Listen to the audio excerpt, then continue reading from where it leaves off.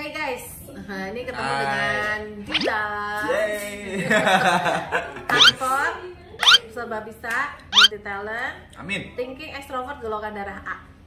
Kalau dalam konsep Steven, orang thinking kan sebenarnya pekerjaannya lebih bagus yang serius-serius. Apalagi golongan darah A ya. Apalagi golongan darah A. Ternyata Diza diberi sama Allah profesinya dunia kreatif. Kita tanya dong, gimana sih rasanya kerja di tempat kreatif? Jadi di tempat kreatif itu sebenarnya menyenangkan ya. Setelah kita ngomongin desain sekarang aja ya. Jadi menyenangkan banget ketemu banyak orang, punya banyak teman gitu loh. Maksudnya kita punya banyak link untuk akhirnya pekerjaan-pekerjaan lainnya gitu ya. Cuman ada lelahnya sebagai thinking extrovert golongan darah A. Ketika kita ngobrol sama setiap orang setiap harinya, benar-benar ngobrol, senyum, dan belum tentu kita sebenarnya menyukai orang tersebut atau nyambung sama orang tersebut, itu overwhelming banget, yang artinya capek banget. Itu berat banget buat orang thinking. Dan belajar Steven itu membantu karena kalibrasi akhirnya早上好，中国！现在我有冰淇淋。kepake banget sama kalibrasi itu. Yang kalibrasinya? Kalau aku sebutnya me time, waktu sendirian, dimana nggak usah ada orang, nggak usah ada siapapun, tapi aku sendirian, entah mau ngapain deh.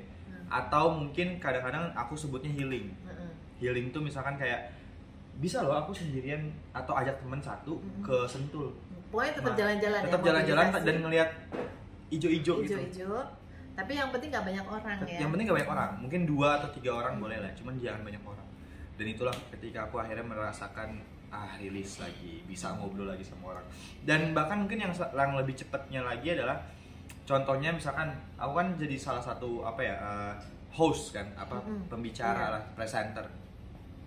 Abis kerja seperti itu, kadang-kadang aku tuh yang namanya harus entah ke toilet, entah ke mana, karena aku ini mungkin sendirian, pokoknya menyendiri, menjauh dari orang-orang lain, diam, main handphone. Dan itu please jangan ada yang ganggu, maksudnya gitu. Kenapa menjauh tuh jangan ada yang ganggu, karena sebenarnya pernah kejadian ada yang akhirnya datang kan, pernah tuh ada yang mungkin dia pengen ngajak ngobrol dan lain-lain sebagainya, cuman jadinya nggak effort, akunya kasihan orangnya, nggak all out out. Karena energinya jadinya cuma ya? ngeresponnya kayak oh iya, oh oke, cuman gitu doang. Sementara kalau energiku lagi full, bisa aku respon lagi orang itu. Jadi itulah cara kalibrasi aku sebagai thinking extrovert. Iya.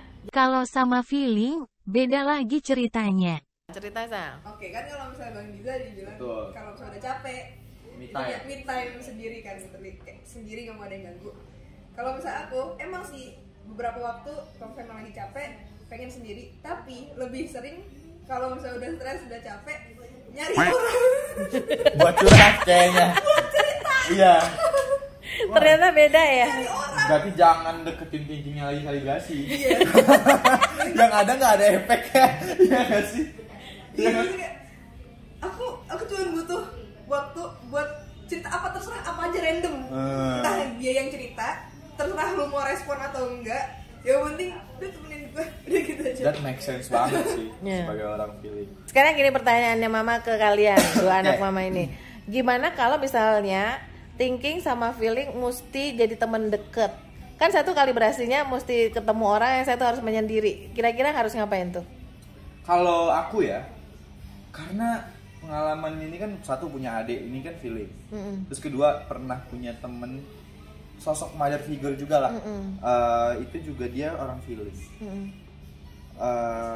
Pastikan kalau sebagai orang thinking, ini energi ibu dahulu. Untuk nemenin dia ya. Nemenin dia. Karena pada dasarnya sebenarnya thinking bisa ngedengerin banget. Jadi jangan, intinya pelajaran Steven itu ya jangan buat kelemahan-kelemahanmu itu jadi kayak excuse kamu untuk melakukan sifat jelek gitu loh. Ya kan?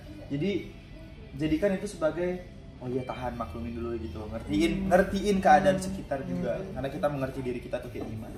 Wih, hebat ya. Itu kalau dari thinking, kalau misalnya feelingnya mengerti, thinkingnya mau menyendiri gimana? Kalau balik lagi sih kayak harus mengerti lagi sih ya. Jadi kalau misalnya lagi sama-sama lagi capek misalnya nih, thinkingnya pengen sendiri, feelingnya pengen nyari temen, ya ngertiin thinkingnya kan secara harus empati juga kan.